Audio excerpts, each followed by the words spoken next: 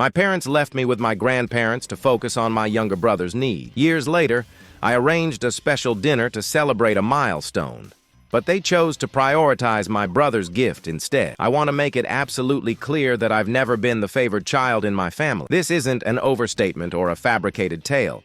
It's a fundamental part of my life. From a young age, my parents openly showed that my younger brother's well-being mattered more to them than mine. For context, my mother became pregnant with my brother just a year after my birth.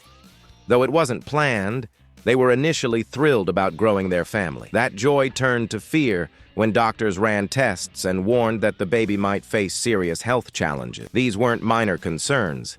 They were severe enough that my parents considered ending the pregnancy. After much deliberation, they chose to continue, fully aware of the difficulties ahead. When my brother Ethan was born, their worst fears came true. He had critical heart issues requiring immediate medical attention. My parents were overwhelmed with grief and worry.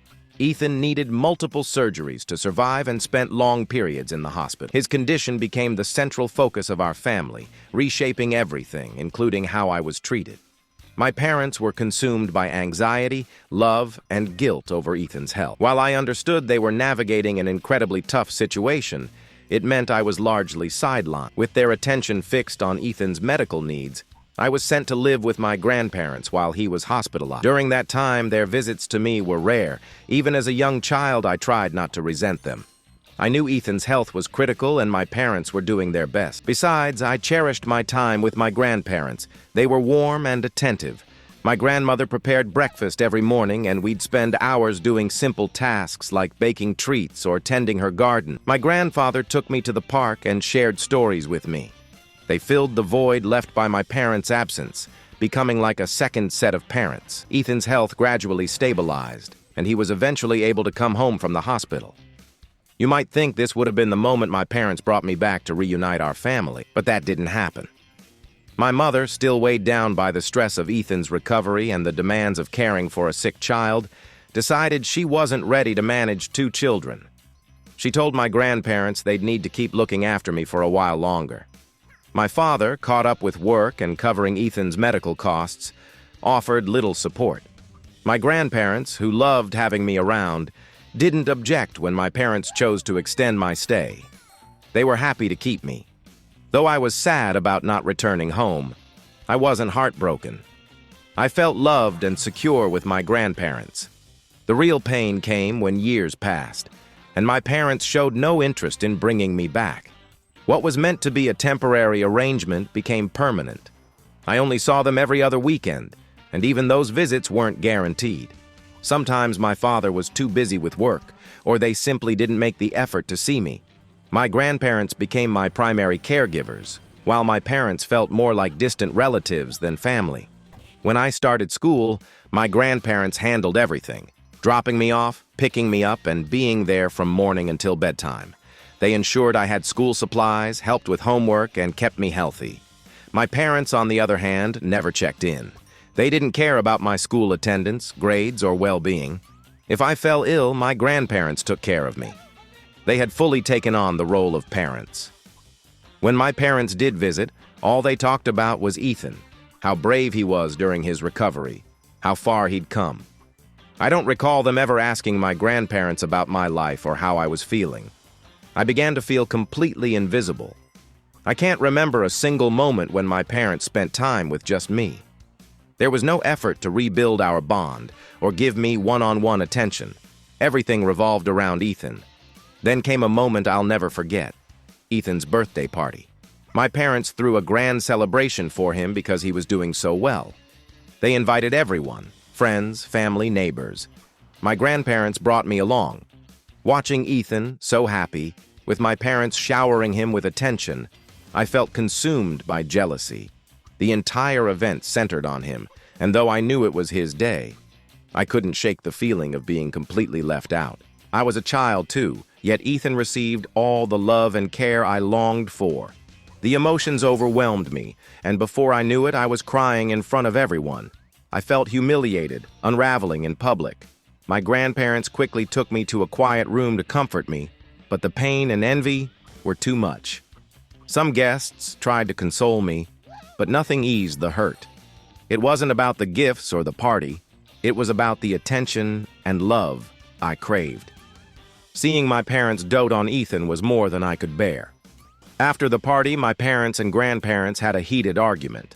My parents were embarrassed by my outburst, calling it childish and blaming me for drawing attention to them. My tears had sparked questions from guests about why I wasn't living with my parents, why my grandparents were raising me, and whether I was being neglected. My parents hated the scrutiny and faulted me for putting them in that position. After that argument, I made a choice. I wanted to live with my parents again. It was something I'd longed for, but when it finally happened, it wasn't as joyful as I'd hoped. Instead, I felt uneasy. The first few days at home were awkward. The house felt unfamiliar, like I was intruding on someone else's space. My parents' routines revolved entirely around Ethan's needs and schedule. They barely acknowledged me, and when they did, it was fleeting. I'd hoped moving back would make them see me, value me as much as Ethan. But it quickly became clear nothing had changed. Ethan remained their focus, while I was still an afterthought. I was grateful to have my own room, where I spent most of my time outside of school. Being around my parents made me feel even more invisible, so I retreated to my space, doing homework or lying in bed, trying to process my feelings. Throughout my school years, my parents showed no interest in my studies or achievements. They never asked about my grades, attended my award ceremonies, or showed up for school plays or activities. Nothing I did seemed to matter to them. Despite their indifference, I pushed myself to excel in school. My grandparents tried to intervene, urging my parents to acknowledge my accomplishments, but they were met with silence or dismissal, as if my efforts were insignificant. It hurt to see how little they cared, especially compared to how they treated Ethan. Ethan struggled academically and often got into trouble at school. He brought home poor grades, and his teachers sometimes called about his behavior. But my parents never held him accountable. Instead, they celebrated his smallest achievements, like a passing grade, as if they were monumental. They'd order takeout or plan a family outing to his favorite spots. Meanwhile, my accomplishments went unnoticed. When I graduated high school and earned a partial college scholarship, I worried about covering the remaining costs. I asked my parents if they'd saved anything for my education, though I suspected the answer. As expected, they told me all their savings were for Ethan, the youngest, who they said would need support in the future. My father bluntly said that, as the eldest, I needed to fend for myself. He offered to help me apply for a student loan, which I'd have to repay after finding a job. It was painful to hear that my parents wouldn't support my transition to adulthood, unlike most parents who take pride in helping their kids. Thankfully, my grandparents had anticipated this. They'd quietly set up a trust fund for me years earlier. When they revealed this, I was stunned and overwhelmed with gratitude. For the first time, I felt truly supported. They'd seen my potential and ensured I could attend college without financial stress. When my parents learned about the trust fund, they weren't happy for me. Instead, they immediately asked my grandparents if they'd set one up for Ethan, too. My grandfather calmly explained that they'd chosen to support me because my parents had always prioritized Ethan. They'd seen my neglect and wanted to give me a fair chance to succeed. My parents were outraged, accusing my grandparents of favoritism and insisting Ethan deserved an equal share as the youngest. They seemed oblivious to how they'd favored Ethan his entire life. Despite their pressure, my grandparents stood firm, emphasizing that their decision was about fairness, not preference, ensuring I had the opportunities Ethan had always received. When my grandparents wouldn't budge, my parents turned to me, urging me to share the trust fund to support Ethan's future education. They framed it as if I was selfish for keeping it, even though it was a gift meant for me. I refused, stating it wasn't my responsibility to fund Ethan's college, especially since they'd always prioritized him financially. They were upset, but for once, they had no control. I wasn't going to give up what my grandparents had lovingly provided just because they thought Ethan deserved it all. It was heartbreaking to realize they couldn't be happy for me. But it was also empowering to stand up for myself, even if it meant defying them. After I left for college, my relationship with my parents deteriorated further. They cut off nearly all contact, believing I was selfish toward Ethan. My brother and I were never close.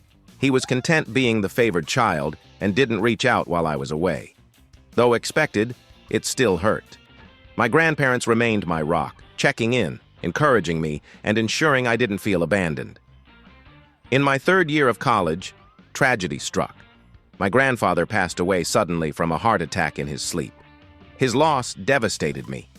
He'd been a true father figure, and his absence left a gaping hole in my heart. I spent days with my grandmother, grieving together. During this time, something unexpected happened. I reconnected with my parents and Ethan. My grandfather's death shook us all, and for the first time in years, we bonded over shared sorrow. The walls between us seemed to crumble, if only briefly. My grandfather had left a letter for my mother, urging her to stop neglecting me and to care for both her children equally. He stressed the importance of family and the cost of favoring one child over the other. Something shifted after that. My parents seemed genuinely remorseful for the first time.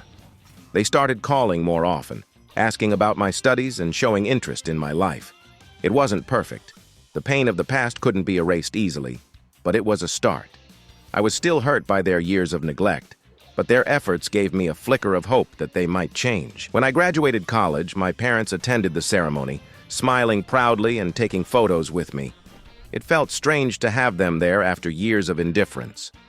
Afterward, we went to lunch with my grandmother and Ethan, a rare moment where I felt like part of a family. For once, I wasn't invisible, and that small gesture meant more than I could express. This year, after landing my first high-paying job and earning a significant salary, I wanted to celebrate by doing something meaningful for my family. I hadn't spent much time with my parents growing up, so I planned a surprise cruise for just the three of us, a chance to bond without distractions. Deep down, I still craved their attention. I planned to get Ethan a thoughtful gift later to ensure he didn't feel left out. To reveal the surprise, I booked a table at an upscale restaurant for a celebratory dinner.